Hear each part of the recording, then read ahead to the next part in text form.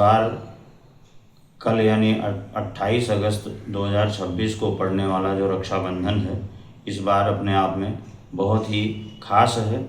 और ख़ास होने की दो वजह है। एक तो करीब 27 वर्षों बाद इस बार रक्षाबंधन पर भद्रा का साया नहीं होगा, और दूसरा साथ ही 5 बहुत ही शुभकारक योग भी बन रहे हैं, जिसके अंदर बुधादित्य योग है और उभयचरी योग है, सर्वार्थ सिद्धि योग है, त्रिपुष्कर योग है, और सुकर्मा योग भी प्रारंभ हो जाएगा। प्रातःकाल अतिगंड योग है तो थोड़े ही समय बाद में समाप्त हो जाएगा और सुकर्मा योग प्रारंभ हो जाएगा। यद्यपि पूर्णिमा तिथि इस बार जो है प्रातः लगभग 9:45 तक ही रहेगी, परंतु फिर भी भद्रा न होने की वजह से ये सभी लोगों के लिए, बहनों के लिए खास होगा। ये रक्षाबंधन विशेष खास होगा, क्योंकि भद्रा जो है 3 लोकों में निवास करती है। तो जब ऐसा कहा गया है कि स्वर्गे भद्रा शुभम कार्यम पाताले च धनागमम और मृतलोके यदा भद्रा सर्व कार्य विनाशिनी, तो और खास करके ज्योतिष शास्त्र के मतानुसार खास करके 2 चीज़ों का विशेष रूप से निषेध है। ऐसा माना गया है कि वो भद्रा चाहे किसी लोक की हो, लेकिन उस दौरान भद्रायाम द्वय न कर्तव्य श्रावणी फाल्गुनी तथा, एक श्रावणी यानी रक्षाबंधन और दूसरा होलिका दहन। अगर इन दोनों को किया जाता है तो इसका बहुत ही अनिष्ट फल प्राप्त होता है।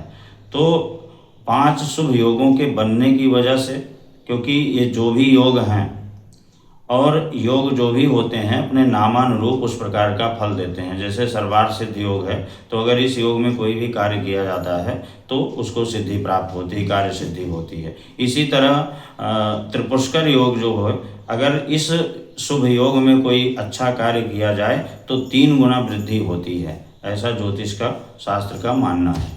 तो कुल मिलाकर के यदि देखा जाए तो, और इस तरह का योग करीब 27 वर्षों बाद बना है, और पूर्णिमा तिथि जो है समाप्त होगी प्रातः लगभग 9:45 बजे।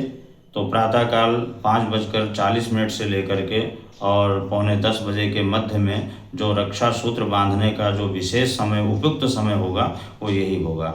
हालांकि उदय व्यापिनी सिद्धांत को ग्रहण करते हुए यदि देखा जाए तो पूरे दिन भी रक्षा सूत्र बांधने का कार्य किया जा सकता है, उसमें किसी प्रकार का संशय नहीं है। और ऐसी स्थितियां कभी कभी होती हैं जब भद्रा नहीं होता है। प्राय ऐसा होता है कि हर वर्ष जो है भद्रा का निवास होता है, और भद्रा निवास होने के कारण रक्षाबंधन में कई बार समय का बहुत अंतराल हो जाता है।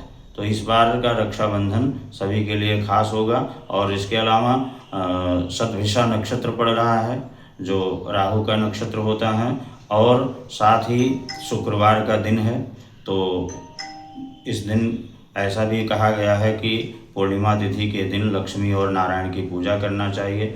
ऐसा करने से सुख समृद्धि भी आती है, और यदि शुक्रवार का दिन पड़ जाए तो अपने आप में ये और विशेष खास हो जाता है।